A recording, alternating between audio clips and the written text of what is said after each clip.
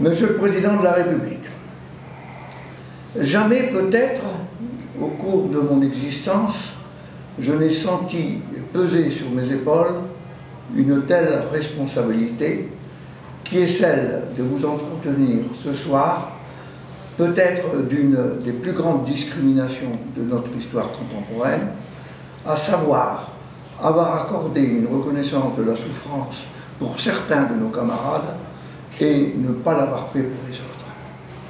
Vous vous en êtes rendu compte, puisque le 23 mai 2007, vous nous avez adressé un message sans ambiguïté, déclarant que si vous étiez élu, il y a déjà 5 ans de cela, vous feriez prendre un nouveau décret pour donner satisfaction à tous.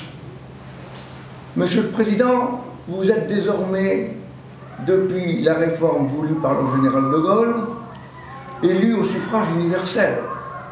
En nous faisant cette promesse, vous l'avez faite à chacun des membres du corps social français. Cette promesse vous engage donc, et si je me permets de vous la rappeler, avec un peu de vivacité, c'est parce que le temps presse et que nous sommes maintenant des personnes âgées. Le gouvernement voulait faire aussi par le haut, en nous considérant tous. Et puis quelques mois après, votre chef d'état-major particulier nous indiquait que compte tenu des contingences économiques résultant des différentes crises mondiales, il fallait encore attendre, tout en signalant que notre dossier était reconnu légitime par l'ensemble du gouvernement. Alors que faire?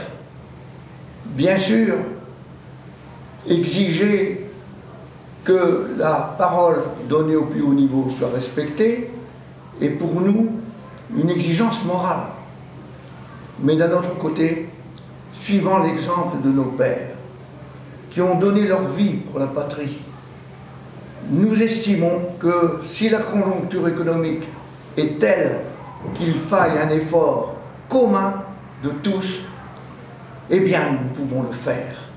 Nous pouvons le faire dans des conditions acceptables, bien sûr. Et il n'est pas douteux que si la volonté politique existe de votre côté, et si, comme la volonté d'aboutir existe de notre côté, si vous voulez, nous trouverons une solution. Pour cela, il faudrait qu'on puisse se réunir très bientôt avec vos services spécialisés. Mais de grâce, Monsieur le Président, agissez durant votre mandat. La France vous regarde et, par ma parole, si vous voulez, mes camarades veulent continuer à espérer en votre parole. Respectueusement, Monsieur.